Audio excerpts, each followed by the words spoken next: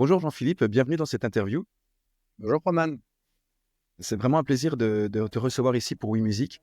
Tes travaux en neurosciences de l'attention sont fascinants. Est-ce que tu pourrais te présenter en quelques mots, dire ce que tu fais actuellement, sur quoi tu travailles? Ouais, c'est tout simple, hein. Moi, je suis directeur de recherche à l'INSERM et je travaille en neurosciences cognitives. Donc, je suis ce qu'on appelle un neuroscientifique, j'imagine. Et je travaille, comme depuis bien longtemps, sur les mécanismes de l'attention, avec un pan qui est sur vraiment les bases fondamentales, comprendre comment ça marche dans le cerveau, et puis un autre pan qui est sur l'éducation de l'attention, notamment dans les écoles, en gros. Avec le Voilà programme ce sur quoi je Atoll. suis pour l'instant. Exactement, le programme ATOL, apprendre à être attentif à l'école. Je suis vraiment ravi de te recevoir pour WeMusic parce que j'avais consulté certains de tes travaux, notamment un livre que je recommande systématiquement, Le cerveau funambule, et, euh, et maintenant un autre livre, Dans le cerveau des champions, qui a une suite et qui est vraiment quelque chose de fantastique où il y a des tonnes de perles. Et ce que j'apprécie particulièrement dans tes travaux, c'est que tu as rendu les neurosciences d'attention pratico-pratiques. Tu donnes concrètement des choses à appliquer. Et c'est de ça que j'ai envie de parler pour aider les musiciens qui vont nous regarder à mieux comprendre comment apprendre et mieux comprendre comment performer. Je pense que les champions, c'est intéressant parce que finalement, j'ai pris les champions, mais c'est un exemple d'experts. C'est des gens qui sont au plus haut niveau dans leur domaine et que ça s'applique au sport, mais ça peut aussi bien s'appliquer à la musique. Et d'ailleurs, j'ai Franck Bralet, qui est un pianiste que j'avais interviewé pour le livre. Oui. Euh, donc, il ne faut pas rester dans le côté un peu restreint du terme champion, uniquement associé au sport. Mais je pense que ça s'applique vraiment à plein de choses, aux arts, etc. Donc, on peut en parler si tu veux. Ok, très L'importance de la bien. répétition, enfin des erreurs, il y a plein de choses à dire, quoi. Effectivement. Dans ton ouvrage, tu nommes sept différents super pouvoirs qu'ont les champions. Donc, acquérir une formidable maîtrise technique, développer des capacités athlétiques hors normes, euh, enfin, plein de choses fascinantes, et notamment des choses qui semblent être des super pouvoirs, comme est-ce que tu pourrais nous en dire plus par rapport aux choses déjà les plus étonnantes que tu as vues chez les sportifs de haut niveau pour que les lecteurs et enfin les personnes qui vont nous regarder aient envie de continuer à regarder et en apprendre plus sur ce Ouais, domaine? bah, d'ailleurs, alors pour le coup, ces 7 super pouvoirs, il y en a qui s'appliquent spécifiquement aux athlètes, hein. Notamment l'aspect corps, une musculature hors norme, même si quand on maîtrise un instrument de musique, il faut quand même, il y a une musculature qui est associée, etc. Mais ce qui est le plus transverse, je pense que c'est une façon de ce que je vais appeler des perceptions expertes. Une perception Mhm. experte, c'est quoi? Déjà, c'est pas une perception. Une perception, c'est un truc qu'on perçoit, qu'on peut remarquer. Et parfois, entre un très bon musicien et un musicien débutant, le très bon musicien va immédiatement marquer quelque chose, par exemple dans un morceau, dans une interprétation, etc., que le novice va pas du tout voir. Pour lui, par exemple, deux interprétations vont être exactement les mêmes, il voit aucune différence. Et pour l'expert, c'est très très différent. Donc, il perçoit des choses qui viennent avec le métier, en fait. C'est un petit peu le coup d'œil ou je sais pas l'équivalent pour l'oreille. Et j'ai vu, alors que ce soit en sport ou en musique, des exemples de perception où la personne fait attention à quelque chose qui échapperait totalement à quelqu'un qui s'y connaît pas. Alors pour le sport, c'est par exemple une joueuse de badminton qui me dit qu'elle ressent la position des joueurs, du volant, du filet, enfin de tous les éléments en fait, de tout l'environnement, comme une partie de son propre corps. C'est-à-dire qu'en fait son cerveau a transformé une information qui est visuelle, hein, puisque ça arrive par la rétine, l'a enrichi et on a fait une présentation, disons, sensorielle, mais différente, qui fait plus appel à ce qu'on appelle la kinesthésie ou la proprioception, le fait de savoir où sont les choses par rapport à son propre corps et de les sortir dans son corps, qui en fait, et l'information est beaucoup plus utile quand il faut guider l'action, quand il faut envoyer un volant par-dessus un filet, etc.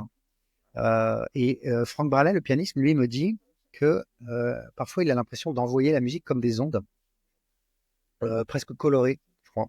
Euh, comme quelque chose qui part de son piano et qui va aller toucher les spectateurs.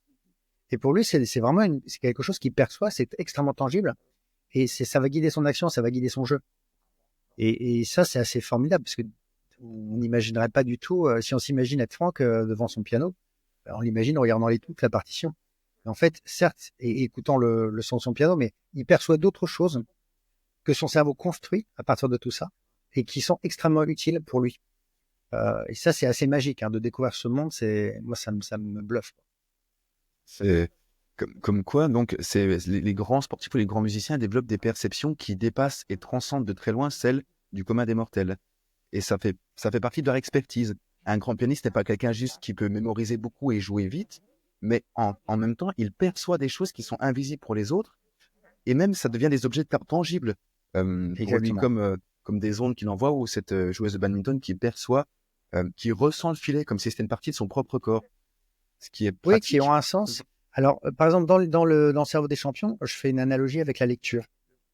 Quelqu'un qui sait pas lire, il voit une feuille de papier avec des petits trucs noirs, il comprend rien en fait, ça n'a aucun sens. Il les perçoit. Mais quelqu'un qui sait lire voit autre chose. Il voit des mots, il voit des phrases, il voit un sens qui se dégage. Bah, en fait, c'est la même chose, c'est ça une perception experte. C'est par le travail, par l'automatisation, on apprend à percevoir des choses qu'on ne percevait pas avant. Ok, et on les comprend sous forme de schéma, par exemple. Tu parles de Oui. reconnaître des patterns. Tu en parlais déjà dans le cerveau funambule, je crois, de reconnaître. D'un coup, ça fait sens, un peu comme les joueurs d'échecs. On sait que s'ils voient très brièvement, les experts qui voient très brièvement une partie, ils savent tout, ils peuvent la mémoriser si elle avait du sens. Et si elle n'avait pas de sens et que les pièces étaient au pif sur l'échiquier, ils ne mémorisaient rien. C'est exactement ça, et c'est ben, de la même façon, quelqu'un à qui on demanderait de redessiner, si on lui montre en quelques secondes un mot assez long, comme anticonstitutionnellement, et qu'on lui dit, allez, vas-y, recopie-le sur une feuille de papier. En fait, il en serait totalement incapable parce qu'il serait complètement surchargé en termes de quantité d'informations. Nous, on va reconnaître que c'est un mot très long, on va se dire ça commence par A, etc. Donc, en gros, on devine le mot et après, on peut le recopier. Donc, ça allège énormément la charge perceptive. Et ça se trouve beaucoup. Tout expert, en fait, va avoir cette capacité à regrouper des éléments disparates en un tout signifiant pour lui qui économise énormément sa charge perceptive. Oui, complètement. On mémorise plus un mot que si on lui donne un ensemble de lettres sans sens, on aura du mal à les mémoriser s'il y en a 15. Et si on nous donne un mot, on saura que c'est le mot gymnastique. Et Ouais, on sera passé au c'est niveau au-dessus en termes de concept. c'est Ça demandera moins de travail, exactement. donc. Et Ok. effectivement, alors c'est un pattern notamment, bon, non seulement spatial, c'est-à-dire que par exemple les lettres là, elles sont organisées spatialement, mais ça va permettre de concevoir ce qu'on perçoit ou le truc auquel on est exposé également dans une temporalité. C'est-à-dire que ça arrive maintenant, ça prédit qu'il va se passer certaines choses après et que ça permet de rappeler qu'il s'est passé certaines choses avant. C'est pas un élément isolé. Et ça va être Oui. hyper important en musique, de percevoir exactement où on en est et quelle est la suite logique. Tous les effets de tension, résolution, finalement, c'est ça. Hein. J'allais y venir, C'est qui les est logique. cadences. Exactement, ouais. Ouais, bien sûr. Oui, ça permet de mieux mémoriser. On sait, ah oui, c'est un 1-6-2-5 en si bémol majeur, et Complètement. on peut le Bien sûr. refaire parce on a donné du sens. Donc, il y a quelque part une reconnaissance de schéma, mais il y a aussi une perception pure sensorielle qui est de très haut niveau. Une prof d'essor de chant que j'ai au conservatoire perçoit des choses qui sont invisibles chez les humains. Elle peut voir si on a eu un acouphène à l'oreille gauche en rentrant dans la pièce. Elle perçoit des choses. Nous-mêmes, on n'est pas conscient de, ah oui, j'avais une micro-variation dans mon bassin quand j'effectuais cette note. Donc, ils reconnaissent des schémas, mais ils ont aussi, Oui. purement comme ils voient en 4K la réalité, ils la perçoivent avec plus de finesse sensorielle dans les différents sens qui sont mobilisés dans la pratique qui est la leur. Oui. Alors ça, effectivement, ça c'est le. Bah, on le retrouve aussi chez les athlètes. Hein. Je pense que dans ce cas-là, ça fait référence aux neurones miroirs. Les neurones miroirs, c'est quoi? C'est que c'est une série d'associations. C'est-à-dire que la prof de chant, elle va produire des sons, toute une variation de sons, des bons, des moins bons, etc. Avec toutes les variations possibles qui vont être associées à des sensations corporelles, évidemment, qu'elle va enregistrer. Mais ces sensations corporelles, elles se manifestent par des configurations de son propre corps, mais qui vont s'associer à quelque chose de visuel, peut-être parce qu'elle s'est vue dans le miroir ou je ne sais pas quoi. Et après, quand elle va être face à quelqu'un qui chante, elle va être capable de reconstruire le truc à l'envers. C'est-à-dire, je vois cette personne qui est dans cet état-là, avec cette légère crispation à cet endroit que je peux voir visuellement. Je l'associe à un ressenti corporel que moi j'ai vécu quand j'étais quand je ressemblais à ça, entre guillemets. Et elle va pouvoir encore remonter au son qu'elle était en train de produire ou au problème enfin, un problème très interne, en fait, qui est invisible de l'extérieur, sauf quand on a compris cette chaîne-là, toute cette chaîne d'association. Donc, c'est pas un pouvoir magique, hein, c'est juste la répétition de milliers d'heures hein, de la même Oui, activité. oui. Quand je dis magique, c'est pour montrer à quel point c'est bluffant et soufflant et à quel point c'est fascinant. Mais clairement, Oui, c'est une expertise, c'est des milliers d'heures de pratique donc devenir expert dans un domaine, c'est pas juste devenir bon à produire, c'est devenir bon à percevoir, à deviner, à comprendre, à anticiper, Complètement. au-delà de ce que les autres sont en mesure de faire, parce qu'ils n'ont pas, on en parlera plus tard, mais tu parles de gestothèque et ce genre de choses. Je voudrais un instant m'arrêter sur les neurones miroirs pour revenir à ce que tu disais par rapport à l'apprentissage, parce qu'il y a différents outils qui permettent quelque part de ressentir ce que ressent quelqu'un en s'imaginant vraiment être cette personne. Il y a différents outils comme ça où on demande à la personne de s'imaginer devenir la personne, de la décrire visuellement, de voir comment c'est d'avoir cette coupe de cheveux. Enfin, on la Oui, plonge vraiment dedans. On lui pose des questions et ensuite cette personne peut avoir accès à des sensations qui n'étaient pas les sensations habituelles chez elle. Par exemple, encore récemment, une pianiste pouvait sentir, malgré la corpulence de sa prof de piano, une espèce d'ondulation dans le bassin agréable qui se projetait dans les bras. Et elle a découvert ça, ouais. elle fait, ah oui, ça peut être comme ça. Et là, grâce à un outil de ce type-là, qui utilise les neurones miroirs, je suppose, on peut avoir accès à des informations sensorielles qui étaient stockées, mais non exploitées. Est-ce que tu es d'accord avec cette façon de voir les choses ou est-ce que je me trompe complètement? Non, non, je pense que tu as tout à fait raison. C'est-à-dire que peut-être qu'elles étaient là dans le sens où les neurones étaient là et s'activaient.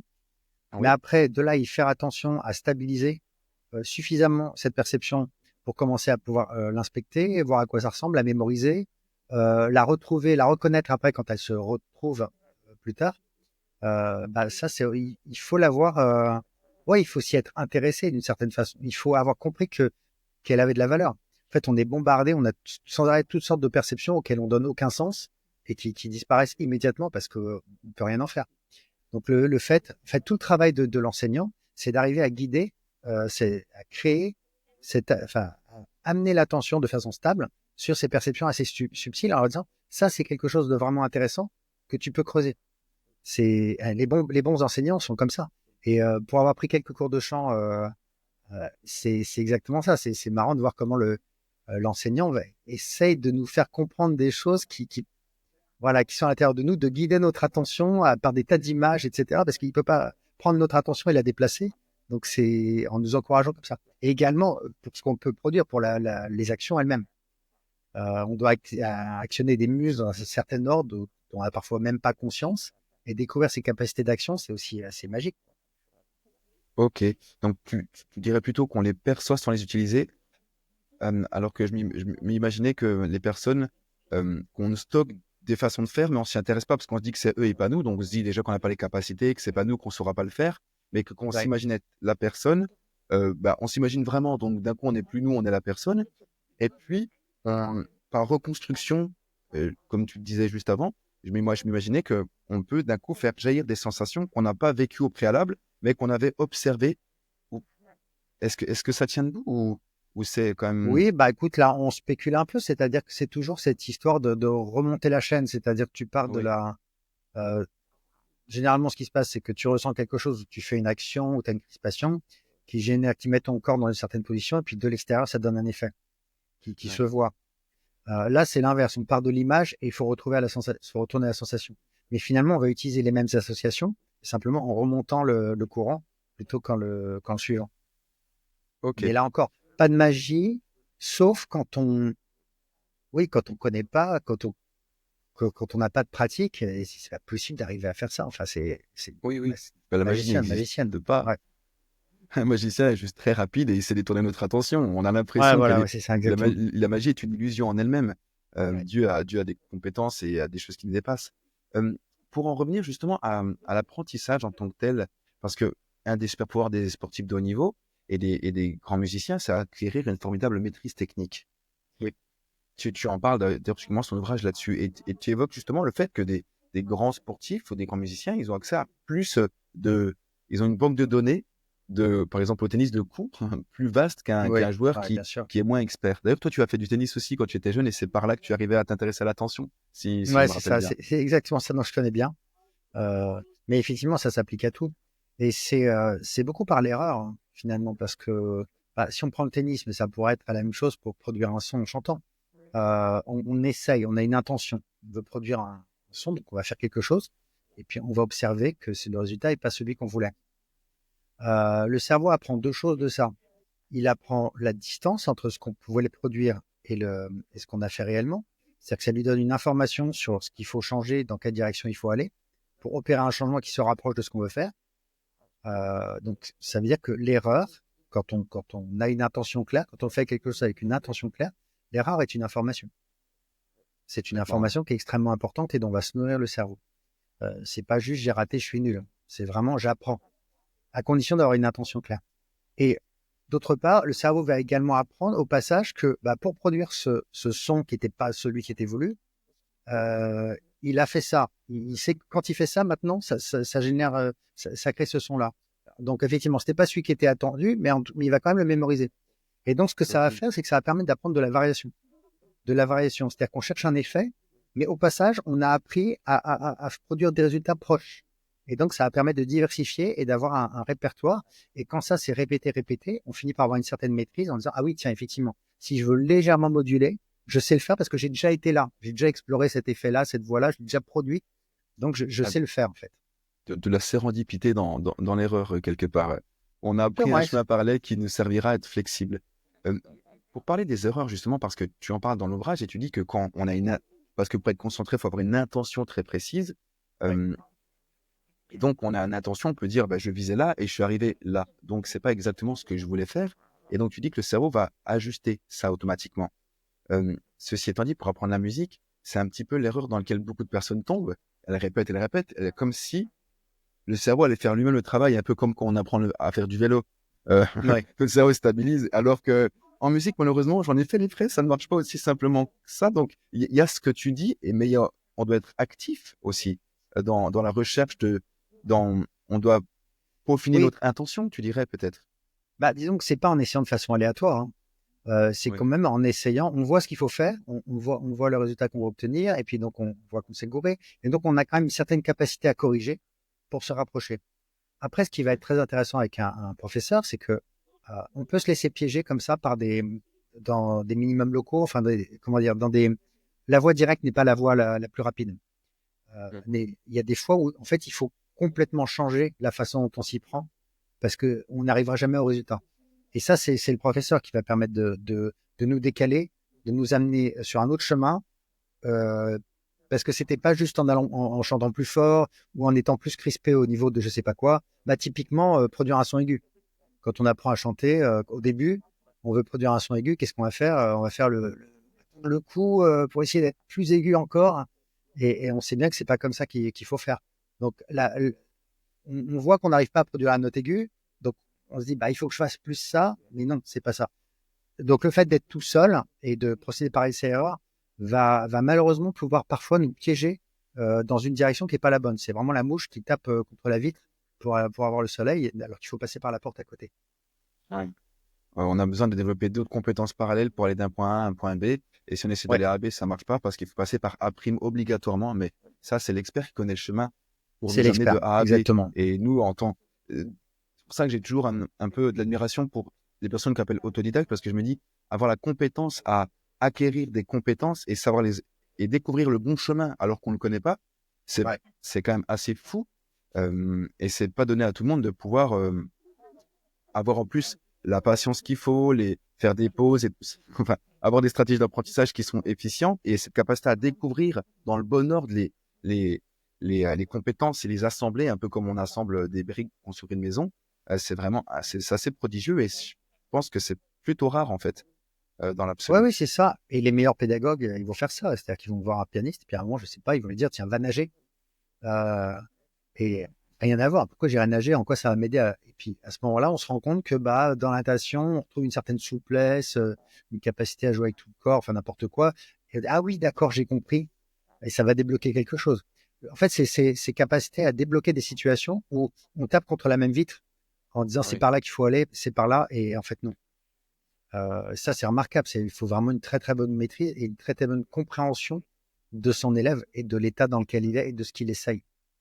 mm, C'est tout à pas une fait. vidéo YouTube qui va y arriver, quoi. Ouais. Pour en revenir à l'erreur, je voudrais parler un instant des pauses parce que justement, donc, quand on fait une erreur, notre cerveau, il regarde la différence entre ce qu'on voulait faire et ce qu'on a fait. Donc, encore une fois, il faut savoir ce qu'on fait. Il faut toujours avoir une intention quand on travaille la musique. Sinon, on ne Oui, travaille pas sans intention. Et si on a trop d'intention en même temps, on ne travaille pas non plus parce que, comme tu dis, il y a des conflits d'intention. Oui, complètement. Conflit d'intention, c'est vouloir faire deux choses en même temps. C'est par exemple apprendre à jouer un morceau sans l'avoir maîtrisé. Il faut jouer juste, on essaie de jouer les bonnes notes et en même temps on essaie de jouer en rythme. Et bien à un moment, l'attention elle va se porter sur le rythme. Est-ce que je suis vraiment en rythme ou est-ce que j'appuie sur les bonnes touches? Et bien hop, division de l'attention, ça marche. Donc ça crée le conflit d'intention, vouloir faire deux choses qui sont incompatibles, va créer un conflit d'attention. Il faut surveiller ça et en même temps surveiller ça. Donc c'est uniquement par l'automatisation. Typiquement, un bon exemple, c'est apprendre à chanter en jouant de la guitare. On apprend un morceau. En fait, c'est bien qu'il faut d'abord apprendre bien la rythmique pour pouvoir l'automatiser, pour après pouvoir chanter dessus. Enfin, ça se fait par étapes. Sinon, voilà, on a l'intention de faire une rythmique correcte et en même temps, on a l'intention de bien chanter et voilà, ça va produire des nœuds au cerveau qui sont en fait dus à ces conflits d'intention. Après aussi, donc l'intention, elle se retrouve, enfin, elle est vraiment intéressante à creuser. Je crois que je prends dans le livre l'exemple d'un pianiste qui apprend un morceau et à un moment, sa main doit partir pour aller chercher, pour aller jouer la bonne petite mélodie sur la droite, par exemple. Et en fait, 15 fois de suite, l'élève se trompe de note. La main va pas se poser au bon endroit. Et en fait, en creusant et en ralentissant, on peut se rendre compte que c'est parce que la main part sans qu'on ait vraiment une idée consciente claire de là où elle doit aller. Donc, Il n'y a on pas sait une simplement petite qu'elle doit image partir mentale et... très rapide, par exemple, qui donne Exactement. le trajet à suivre. C'est ça. Elle doit partir. En fait, l'élève est en train de justement dire, à un moment, il faut que ma main parte vers la droite là-bas et jouer ça. Mais c'est pas du tout précis. Le fait de ralentir et de dire, bon, je vais prendre le temps de juste visualiser comment doit être ma main, vers où elle doit aller précisément. Et là, hop, comme par hasard, la main, elle se pose au bon endroit. On ralentit, on le fait, puis ensuite, progressivement, on accélère et après, on n'a plus besoin de cette image mentale parce qu'on a automatisé. Mais la clé, c'était d'aller glisser une intention consciente au moment où il y avait cette erreur qui se répétait encore. Oui. En général, quand il y a un problème, c'est que les choses, la plupart du temps, les problèmes techniques cachent j'ai l'impression, un manque de conceptualisation ou une erreur dans la conceptualisation. Il y a quelque chose qui n'est pas précis dans ce qu'on doit faire. Et nous, on croit qu'on ne doit suivre pas, mais en fait, il y a un moment, le cerveau, il y a un bug entre deux moments. C'est pas clair dans ce qu'on doit faire, c'est pas précis conceptuellement. Oui, c'est ça. Très souvent, je me suis rendu compte, par exemple, que quand j'étais avec mon prof de guitare, il y a des morceaux que je jouais très bien à la maison, tout seul. Et quand j'étais face à lui, on me demandait de rejouer le morceau, ça marchait pas. J'avais des trous, etc. Je savais plus quoi jouer, je m'arrêtais, j'avais plus du tout la fluidité. Alors je me dis, bon, je l'ai pas aussi assez automatisé, mais c'était pas ça le problème. Enfin, ça aurait été une solution. Au début, je me suis dit, peut-être que je stresse, en fait. Mais j'avais pas du tout l'impression d'être stressé face à mon prof de guitare. Et simplement, j'ai remarqué que quand je jouais tout seul, en fait, à chaque fois que je jouais, j'avais une image en tête de ce que je devais jouer juste après. Soit sous forme de son, soit sous forme d'image de l'accord que je devais jouer, de comment je devais placer mes doigts.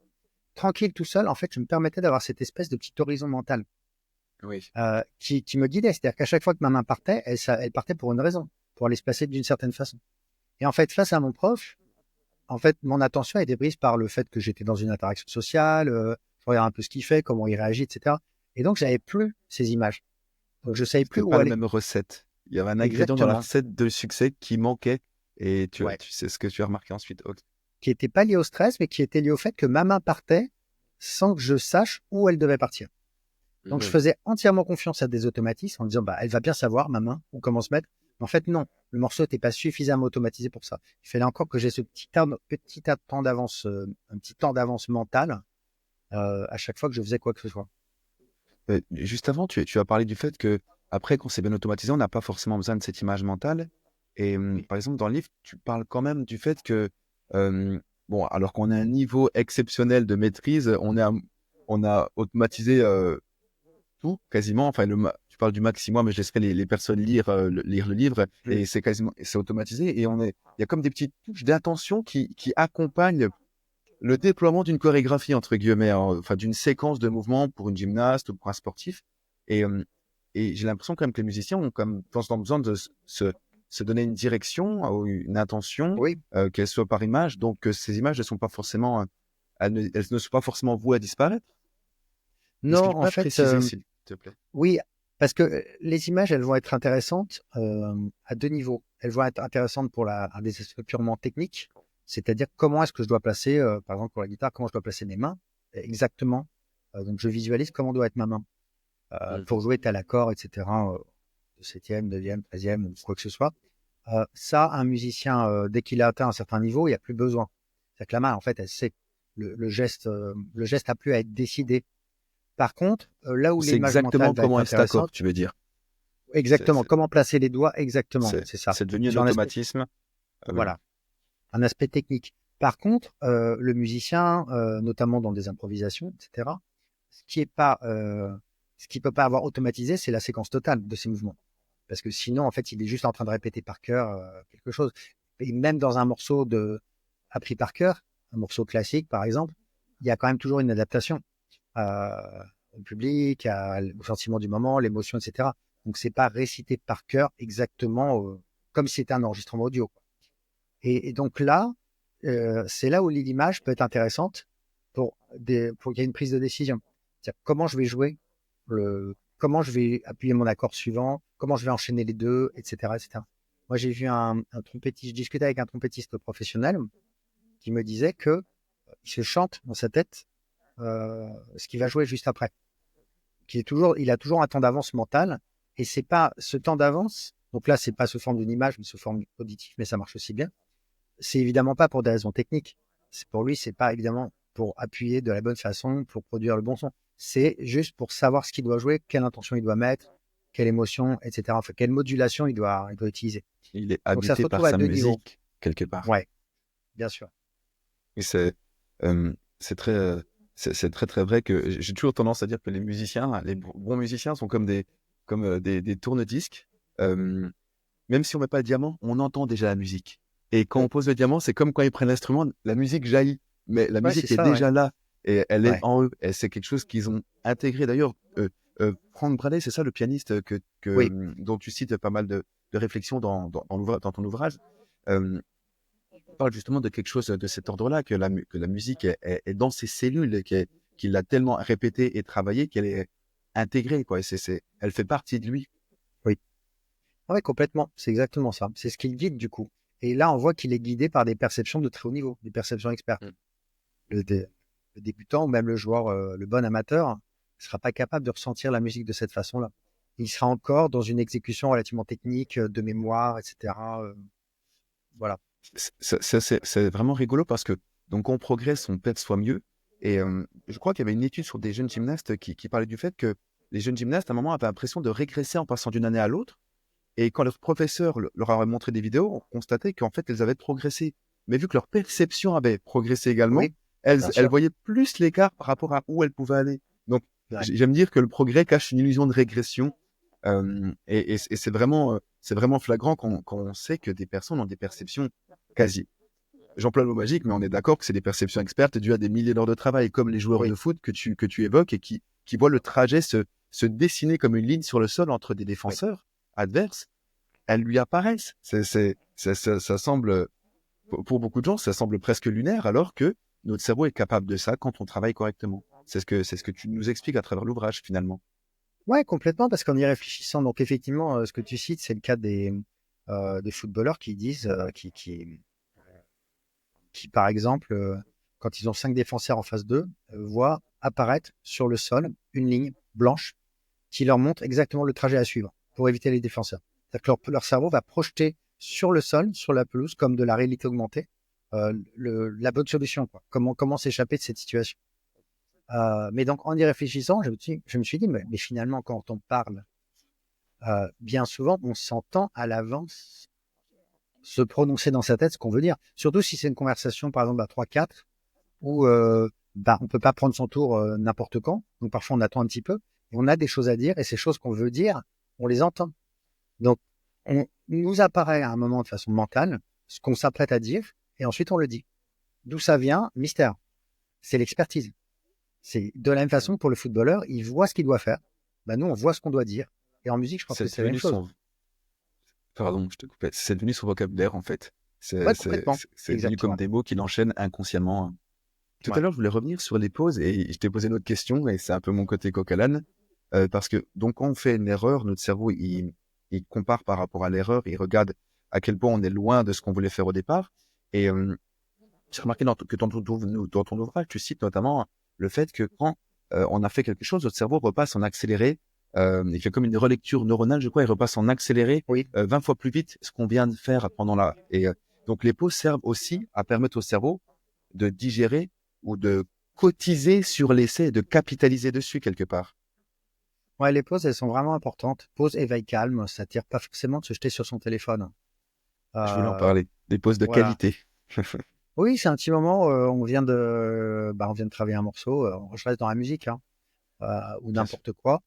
Et puis, hop, on pose l'instrument, on arrête de persévérer, etc. Et en fait, il y a eu plein d'informations qui est venue pendant toute cette séance, d'erreurs, justement des quantités d'erreurs qu'on a faites, des choses qu'on a mieux fait, moins bien fait, etc. Donc tout ça va être digéré.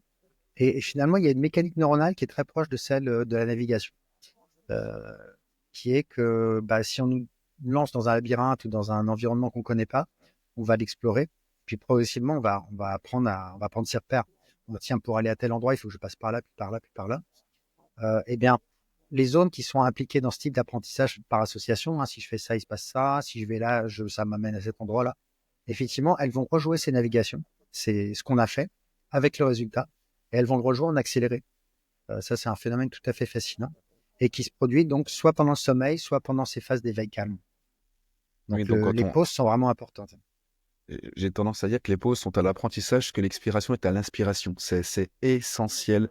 D'ailleurs, il y a d'autres études qui parlent du fait que lorsqu'on fait une pause, euh, enfin, c'est des chercheurs qui avaient fait des séquences gestuelles à des musiciens, je crois, et tous les musiciens avaient le même nombre de tentatives, donc de réalisation d'essais, mais les chercheurs avaient fait varier le temps de pause entre chaque exécution.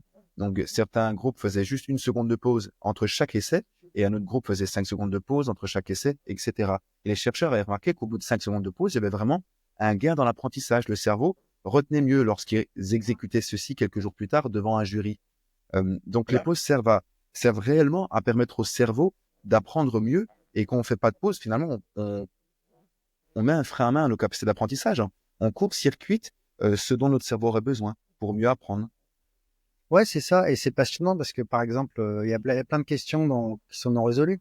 Est-ce que pendant ces pauses, il faut se rejouer mentalement ce qu'on a fait consciemment? C'est-à-dire qu'il faut essayer de se dire, tiens, OK, qu'est-ce que j'ai fait, etc. Est-ce qu'il faut réfléchir? Est-ce qu'il faut verbaliser? Ou est-ce qu'il faut, au contraire, ne rien faire du tout? Ne pas du tout y penser? Ça, c'est des choses qui sont pas connues. Ce qui est à peu près sûr, c'est que si on s'engage dans une autre activité qui demande d'interagir avec des choses du monde extérieur, là, les réseaux qui sont impliqués dans ce phénomène de ce qu'on appelle replay en anglais, donc de rejouer, vont plutôt être désactivés. Donc, ça va pas être propice. C'est Donc, on pour va ça que je perdre. disais, se jeter sur son téléphone pour aller regarder ses réseaux sociaux ou ses messages, etc. C'est pas vraiment une pause dans le sens de pause qui crée cette consolidation. Oui, j'ai tendance à dire vaut mieux s'ennuyer en regardant la fenêtre en buvant un verre d'eau que faire quelque chose d'autre. Un étudiant en médecine, à l'époque, pendant ses pauses, il prenait le logiciel d'apprentissage espacé Anki. Et je l'ai Ouais, disputé, je fais, mais c'est pas une pause. Pendant la pause que je t'ai demandé de faire, tu fais une révision ailleurs. Et en fait, après, il a compris que c'était une erreur, mais ils ont toujours tendance à vouloir trop apprendre en médecine parce qu'ils culpabilisent dès qu'ils prennent une pause. Mais donc, les ouais, pauses, on bien sait sûr. que ça ralentit quelque part, qu'il y a la trace du signal qui a été émis qui décroît quelque part dans les zones qui ont été mobilisées, par exemple dans l'exécution d'un geste. Et en même temps, j'avais cru comprendre que certains chercheurs pensaient que ça permettait justement au cerveau ensuite de réengager plus précisément les circuits neuronaux qui venaient d'être engagés. Alors que si on répète frénétiquement, comme malheureusement je l'ai fait et comme beaucoup de musiciens ont tendance à le faire parfois, eh bien, le cerveau ne pourra pas réengager précisément les mêmes structures. C'était une hypothèse. Ouais. Est-ce qu'on a avancé là-dessus ou pas? Bah écoute, je pense qu'il y a un équilibre à respecter entre le nombre de choses que tu essayes et le nombre d'erreurs accumulées, puisque en fait, ça fait énormément d'informations, et après le temps que tu te donnes Ouais. sur la pause, pendant la pause, parce que enfin, c'est assez logique, tu puisses pas rejouer une infinité de scénarios, etc. Mm. Donc si tu répètes la même erreur encore et encore, avec en plus la crispation associée pendant 1 heure, et qu'après tu fais 5 minutes de pause, c'est pas évident que ça marche. Ça sert probablement à rien de s'acharner sur un truc. Une bonne nuit de sommeil, c'est très bien, hein. Et le fait de travailler un geste technique, ça y a beaucoup d'études sur l'apprentissage moteur, euh, juste avant le sommeil, avec une consolidation le lendemain. Donc ça, c'est intéressant aussi. Ne serait-ce que Justement, là, ouais, on peut le dire pour des élèves, hein, des élèves musiciens, je dirais 2 choses à respecter. C'est après le cours, donc le temps de rentrer chez soi, etc. Tout de suite, réessayer de faire ce qu'on a vu pendant le cours, parce que ça fait tout de suite une première consolidation, etc. Ça, c'est une façon de montrer à son cerveau que ce qu'on a appris, c'est important, parce que c'est vraiment quelque chose qui nous sert. ouais. Et puis après, le fait de refaire un petit peu, si c'est une petite gestuelle un peu compliquée, avant de s'endormir, ça peut être intéressant. Tout Mais simplement. faut le faire correct. Et c'est une question qui revient souvent. Beaucoup de personnes demandent, Quitte à la est-ce qu'il ralentir. faut le faire? Oui. Est-ce qu'il faut jouer le soir avant de dormir? Et j'ai tendance à répondre, ben, ça dépend de la qualité avec laquelle on pourrait le faire. Parce que c'est bien de le faire avant de dormir, comme les études que tu mentionnes le montrent. Mais si je suis Ouais. crevé et que je le fais de travers, il y a un compromis C'est pas faux. entre C'est pas faux. attention et exécution. Enfin, c'est la réponse que je donne parce que ça me semble logique. Mais qu'est-ce que, qu'est-ce que tu apporterais Oui, comme parce que dans ce précision? cas, effectivement, si on apprend, si on a été trop loin de la bonne solution, de la bonne gestuelle, ce qui va être consolidé, c'est pas forcément la bonne. Par contre, toute gestuelle est facile à faire, même les plus compliquées, à condition de les ralentir. Ou On d'être peut tous, décomposé, voilà, on peut etc. tous jouer n'importe quoi, à condition de le jouer suffisamment lentement. Donc ça peut être le fait de ralentir et de viser de la précision, pour être juste, vraiment juste. Et puis après, le lendemain, progressivement, d'accélérer un petit peu. Et donc, pour optimiser l'apprentissage moteur, dans ton livre, tu parles des personnes donc, que on doit développer un grand répertoire de gestes. Par exemple, quand on est tennisman, tu parles de gestothèque, ce qui est extrêmement Ouais. parlant. J'adore tes acronymes. D'ailleurs, tu parles pas de PAM dans le cerveau des champions. Non, Et je effectivement, ouais. trouvais tellement génial de dire, parce que j'ai toujours les PAM sont notre mémoire de travail, c'est que les spams sont nos boîtes mail et les Oui, personnes comprennent tout de suite, ah ouais, ça les pourrit. C'est tellement, et je trouve que tu as pour des y aller, acronymes ouais. qui sont toujours incroyables. Ils en ont pas trop, hein. C'est peut-être pour ça que j'en parle moins, parce que dans notre vie quotidienne, donc PAM, c'est l'acronyme passons à autre chose de mieux. C'est vraiment, on est en train de faire quelque chose, puis d'un coup, ça, si j'allais me chercher un chocolat, ou tiens, si Ouais. j'allais répondre à un tel, etc. C'est une petite publicité pour une autre activité dans le cerveau, et c'est une des grandes sources de distraction. Mais pour un athlète de haut niveau qui est dans le cadre de sa discipline, surtout en compétition, en fait, ça se produit extrêmement peu. Quand il y a une distraction, elle va être liée vraiment à l'activité elle-même. Oui, c'est ce que. C'est ça, ça va pas être avec des très rares exceptions près. Tiens, j'ai oublié mon portefeuille ou n'importe quoi. Est-ce que j'ai bien rangé ça? Généralement, c'est plutôt est-ce que ma stratégie est la bonne? Pourquoi est-ce qu'il n'est pas aussi fatigué que je m'y attendais? Enfin, c'est plutôt ce type de distraction-là. C'est son rapport avec son environnement immédiat. L'endroit, Complètement, tu ouais. parles de sanctuaire dans le livre, l'endroit où il est. Et parce que quelque part, notre environnement, je crois que c'est un cerveau funambule que tu expliquais quelque chose comme ça. Notre environnement, c'est une extension de nous-mêmes. Et plus mon téléphone est proche de moi, plus j'aurai de PAM, donc des petites pensées. Et si, est-ce qu'on m'a répondu? Est-ce que je vais consulter mon blog préféré? Oui, Quelle nouveauté dans le monde? Donc notre cerveau analyse en temps réel la possibilité de plaisir ou de douleur qui nous environne. Et exactement. plus c'est loin, plus on est tranquille, en fait. Ouais, Et c'est donc, ça. Et ce quand on qui est est immergé dans possible, son sanctuaire, tout à fait. Par exemple, là, tu vois, il fait froid dehors, etc. Et puis je suis au boulot et tout. J'ai pas tout d'un coup envie d'aller à la piscine. C'est un truc qui est un peu distant, ou d'aller me baigner ouais, à la mer, parce qu'en fait, mon cerveau a intégré que dans ce contexte, c'est pas du tout possible. Donc c'est même pas un truc dont j'ai envie. Donc, par contre, je sais pas s'il y avait du chocolat à côté ou n'importe quoi, euh, ou un match de tennis à la télé, j'en sais rien. Enfin, sur l'écran, ce serait une possibilité. Donc ça pourrait être distrait. les sportifs de haut niveau et les grands musiciens développent une gestothèque, donc beaucoup de gestes, une grande banque de données, et pour reproduire par exemple très précisément les choses en musique classique notamment. Oui, Et en parallèle, les joueurs doivent développer une flexibilité. Et nous-mêmes, parfois, on a appris un doigté à la guitare. Je suis guitariste aussi, on apprend bien le doigté en guitare classique. Et à un moment, dans l'urgence, on se retrouve et finalement, notre corps a trouvé un autre doigté qui marche. ouais. Dans l'urgence, les notes étaient en place au bon moment, la bonne intention. Et finalement, mais j'avais mis autre chose sur ma partition. Et dans l'urgence, on retrouve. Mais donc, ça nécessite une flexibilité. Et comment, selon toi, on peut davantage développer cette flexibilité pour rendre nos apprentissages moteurs, donc les gestes procéduraux, euh, je dis ça pas pour toi, pour les Ouais. personnes qui ont besoin d'une clarification. Comment on peut travailler de manière à les rendre plus flexibles, plus résilients aux imprévus, au fait qu'on arrive avec plus ou moins de tension, ou que notre guitare est à peine plus éloignée que d'habitude, et ce genre de choses. Bah, écoute, je vais faire une remarque de bon sens, hein, une réponse de bon sens, ce serait de multiplier les situations. Oui, Par exemple, d'apprendre à jouer dans des situations stressantes, parce qu'effectivement, tout d'un coup, le geste qui est fluide, il l'est beaucoup moins, parce qu'il y a mhm, une crispation. Et en fait, ce petit geste qui passait, il passe plus. Donc multiplier. Alors je suis certain qu'il y a des pédagogues qui vont dire, tiens, bah apprends à jouer en étant allongé, enfin en faisant toutes sortes J'ai de choses tendance à le pour, faire des choses comme ça, en s'asseyant sur les mains, avec le cœur à 150 pour simuler l'adrénaline, ouais, pour avoir fait sortir du de la zone sport. de confort pour voir effectivement. Après, il faut que ça ait une utilité. C'est-à-dire qu'il faut Oui, que effectivement en situation où il faut vraiment être bon, que ça permette de résoudre des problèmes qui se posent. Ça sert à rien en fait d'apprendre des autres façons de faire, hein, de jouer la guitare. Par exemple, moi, je peux apprendre à jouer la guitare comme un gaucher. Ok, ça me sort de ma zone de confort, mais en fait, ça va jamais m'aider. oui, ça ne fait J'aurais pas jamais à jouer l'objectif, oui. de la guitare comme un gaucher, quoi. Oui, tout à fait. Donc là, on était sur le côté performance, parce que c'est quand on est en public qu'on a du stress. Là, je parlais de côté comment engrammer le geste pour lui donner plus de flexibilité, varier des tempos, les tempi par exemple, ou s'amuser à jouer sur des guitares un petit peu différentes. Ça me fait, Ouais, par c'est- exemple, Parce que j'avais entendu effectivement. parler, enfin, il y a des études sur apprentissage différentiel qui disent que une fois qu'on a travaillé un geste d'une certaine façon, lors du deuxième apprentissage, si on fait la même chose avec une toute petite variation, le cerveau va devoir se concentrer un peu plus et il y a un gain en termes d'automatisation. Je crois que c'est des chercheurs qui avaient demandé de cliquer sur un endroit sur un écran, ils avaient modifié un peu comment fonctionnait la souris, ce qui fait que les personnes ne visaient plus tout à fait pareil. Alors ils avaient les règles du jeu, mais ils devaient tout le temps Ouais. se réajuster. Et on voyait qu'ils apprenaient beaucoup plus vite ensuite. Enfin, ils avaient des performances 2 fois meilleures 2 ou 3 jours après, je ne sais plus exactement. Donc, Mais est-ce que c'est pas finalement ce qu'on fait dans l'apprentissage d'un instrument quand on va passer d'un morceau à un autre sans arrêt, des morceaux très je- différents, qui vont quand même obliger de varier. Et après, on voit que quand on revient sur les morceaux, on les joue avec plus de, on sent qu'on a une marge de tolérance. Si on s'écarte un peu, Hmm, on saura corriger pour se ramener, etc. Parce qu'on a exploré d'autres choses avec d'autres morceaux. J'aurais tendance à penser que c'est quand même un peu dans cette direction qu'on va assez ok. naturellement. Donc finalement, ça fait quand même l'enrichissement de la gestothèque Oui, bien sûr. que- Ouais.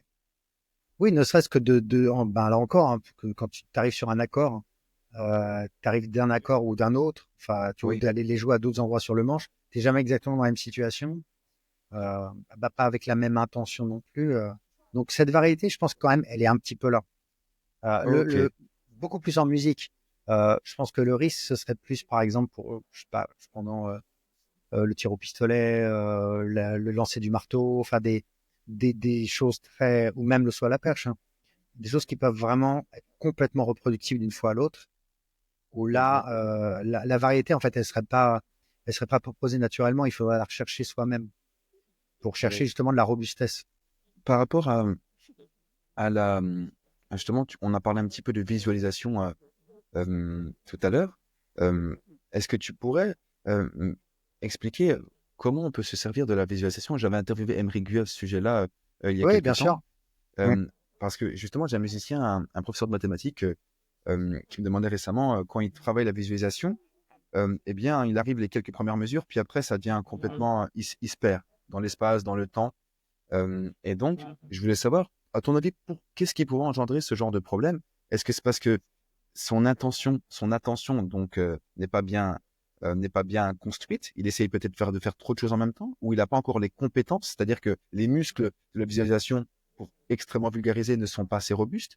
Qu'est-ce que tu répondras à quelqu'un qui te dit ça, que eh bien au bout de 3 mesures, il s'y perd alors que les 3 premières mesures sont bien. oui, alors c'est possible. Il faut effectivement, il faut une attention très stable, hein, puisque dans la visualisation, il faut maintenir une représentation mentale, quelque chose qui n'est pas là.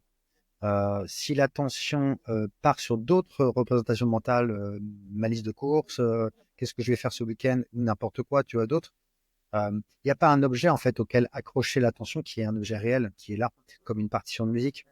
Euh, donc effectivement, ça peut être une limite, mais au contraire, enfin une limite ou un avantage parce que le fait de travailler la visualisation va apprendre à stabiliser l'attention de plus en plus. Mhm. Le, donc on sait maintenant que la visualisation, quand on s'imagine faire quelque chose, on met largement en jeu les mêmes réseaux de neurones que lorsqu'on accomplit réellement l'action.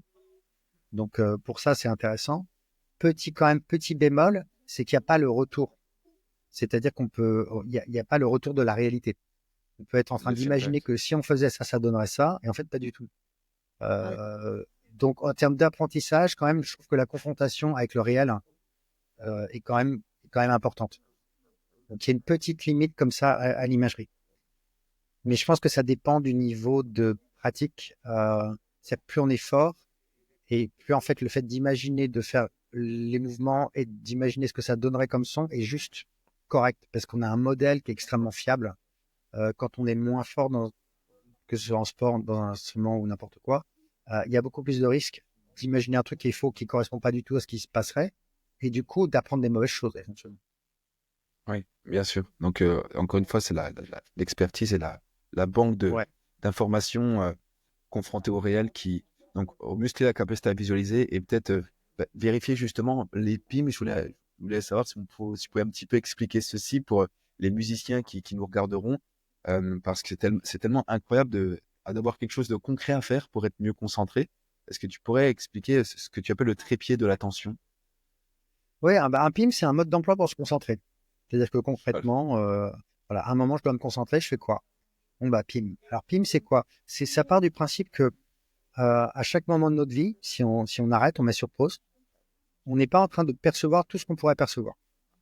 Il y a des tas de sensations qui nous échappent complètement. On va être beaucoup plus en train de percevoir, par exemple, pendant ce podcast, des perceptions sonores, probablement ma voix, enfin nos voix, etc. Donc, il y a une perception qui domine.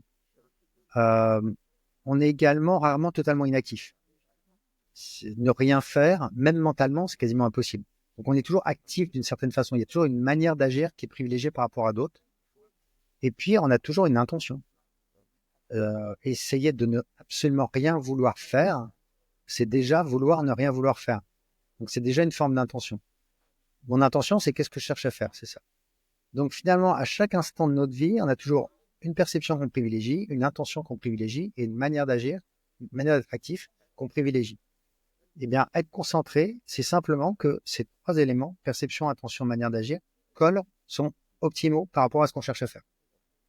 Donc, ça veut dire que, par exemple, en revenons sur Franck Barlet encore, à un moment, son œil va partir sur un bout de partition et pour appréhender, voilà, tout un ensemble de notes, comme une sorte de photographie. À ce moment-là, ce qui domine en termes de perception, c'est vraiment ça. L'instant d'après, ça va être peut-être une image mentale de comment il doit aller placer ses doigts euh, sur le clavier. Donc on voit bien quelle perception domine, on voit bien que sa manière d'agir, ça va être d'aller positionner ses mains à cet endroit-là, et tout ça est guidé par une intention que les deux collent le mieux possible. Donc finalement, quand on cherche à savoir à un moment, ok, je suis bloqué, ça veut dire quoi se concentrer maintenant? Comment je dois me concentrer?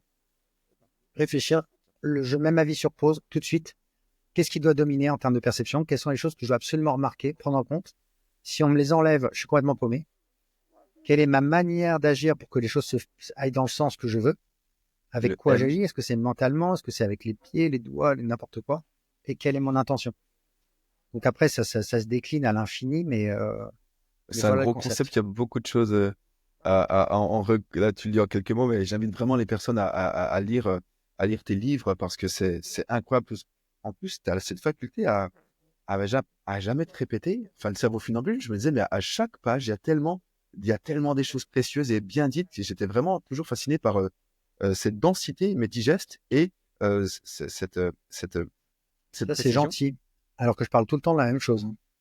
Bah, dans le cerveau funambule, c'était fou parce qu'il y a des fois, on sent que c'est un petit peu, les phrases se ressemblent dans des livres. Et là, il y a toujours, du croustillant, il y a toujours une information, quelque chose de, ah oui, le détail qui enrichit. Vraiment, moi, quand je parle de ton livre, je dis toujours ça.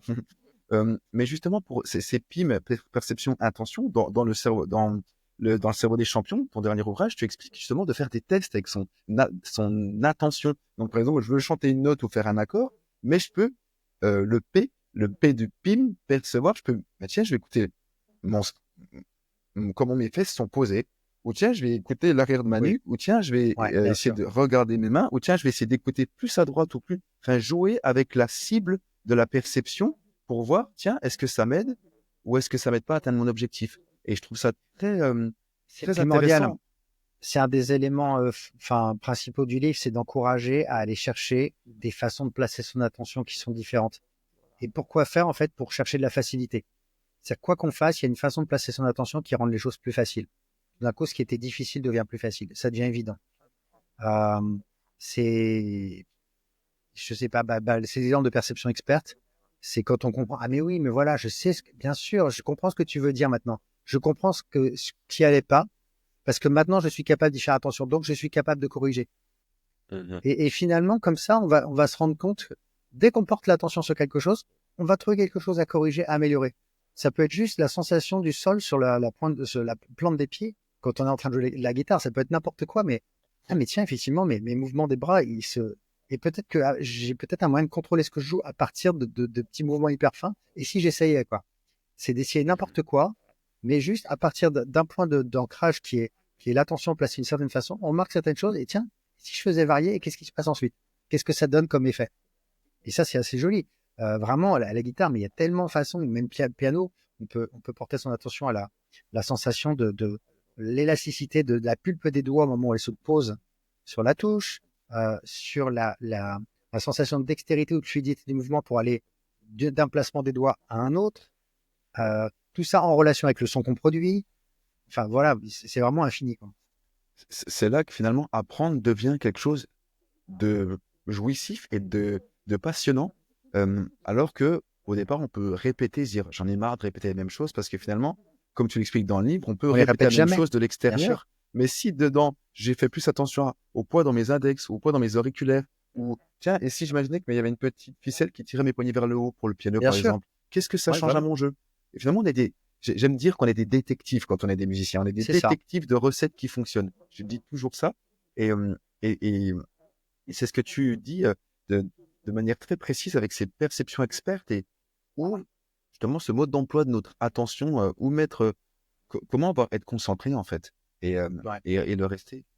Et ce qui est à nouveau magique, c'est quand on réalise qu'il y a certaines cibles qu'on pensait incompatibles, certaines, qui en fait peuvent devenir une seule. C'est que, par exemple, je peux euh, être en train de jouer mon morceau et faire attention à la respiration. Et au départ, c'est deux choses différentes. C'est un peu l'un ou l'autre.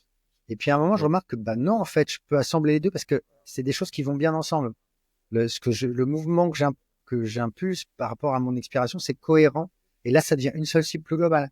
Et puis c'est aussi cohérent avec la musique que j'entends des autres musiciens. Je peux en faire un tout. Et là, je me fonds dans quelque chose de plus global. Et c'est génial parce qu'on sort du conflit, on est dans un truc très unifié. Et ça, c'est oui, encore sur cette recherche de cible. oui. Finalement, on parle d'un état de conscience dans lequel on se place quand on écoute les personnes, Ouais. puis on a certaines perceptions. C'est l'état dans lequel notre conscience est à un moment donné.